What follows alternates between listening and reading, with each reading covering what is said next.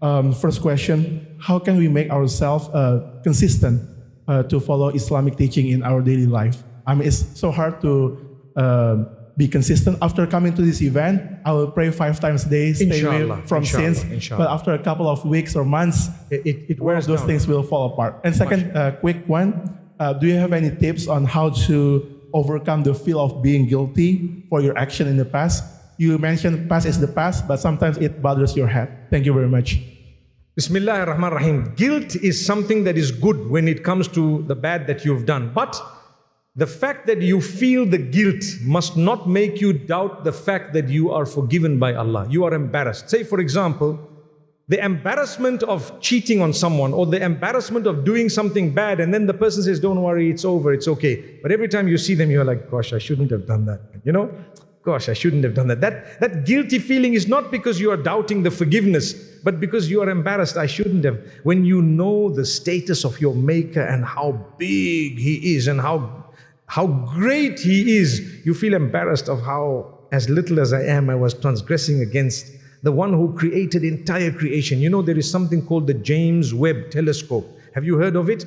You go and Google it today. James Webb Telescope. I promise you, check. It's a telescope that is bringing us images from outer space. Do you know there are so many millions and millions of planets which they never ever knew existed, and galaxies that they didn't know existed. Now they are suddenly seeing all of this. It's just mind-boggling. And Allah mentions it in the Quran. And Allah tells us about Jannah. And Allah tells us how the earth is so insignificant as per the rest of His creation. And Allah says it, لَخَلْقُ السَّمَاوَاتِ وَالْأَرْضِ أَكْبَرُ مِنْ خَلْقِ النَّاسِ وَلَكِنَّ أَكْثَرَ النَّاسِ لَا. The creation of the skies and the earth is far bigger than the creation of man. But man doesn't know. Many men don't know.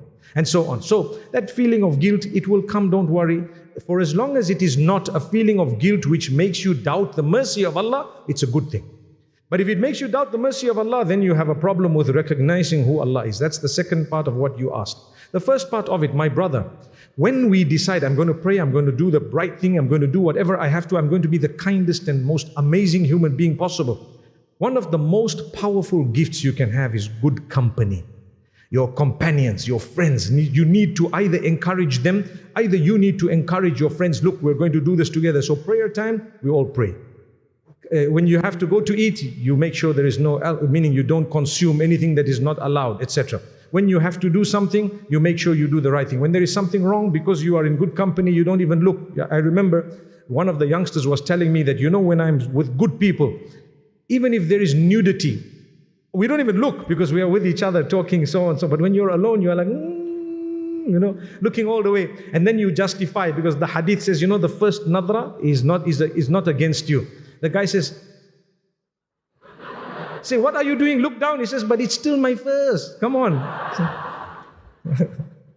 So may Allah forgive us. So good company is a really good thing. Consistency. Secondly, when you have a connection with some masjid near you, or some scholar, or some in your community, and you or even online, get used to a habit of listening every so often to some speech. I give you one last example.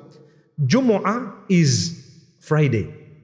Jumu'ah comes from Jama'ah. Jama'ah means to gather. So the importance of gathering in Islam is so much that you are taught you must go for Jumu'ah. إِذَا نُودِيَ لِلصَّلَاةِ مِنْ يَوْمِ الْجُمُعَةِ فَاسْعَوْا إِلَى ذِكْرِ اللَّهِ. Whenever you are called for prayer on a Friday, you rush towards the remembrance of Allah, the reminder, the speech. Dhikrillah here is referring to that Jumu'ah, the khutbah and the salah. You go for it, right?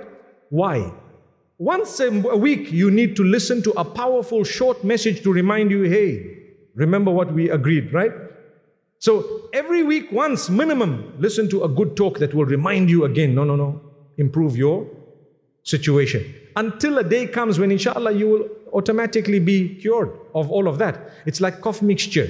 You cannot have the whole bottle one time. Doctor will say have 1 spoon every day at the same time. So you have a spoon, cough is less. Have a spoon, cough is less. Another spoon, by the time few days are up, when your course is over, the cough is gone. What happened? You had little by little. But if you drink the whole bottle, you will cough more after a while. That's why when you swing and you have no coping mechanism, People say their shahada and they come into Islam. If there is no follow-up with such beautiful brothers and sisters, they begin to dilly-dally. I always say, Islam is knowledge-based. The more you know, the more you will love it. When you don't know much, you start to doubt it, you don't know, because you don't have the answers. But the answers are there. Keep on asking until you receive a satisfactory response. So good company, as well as listening and attending maybe online classes. Like I say, you might be a businessman or whoever else, you might not have the time to go, especially in Jakarta where the traffic is so much, you may not be able to go here. Use technology. Use technology. Before I came here, they already told me, masjid, big masala. So I learned a little bit of bahasa. I said, when I go there, I will just, flex a bit of my bahasa. Allah bless you guys. Barakallahu.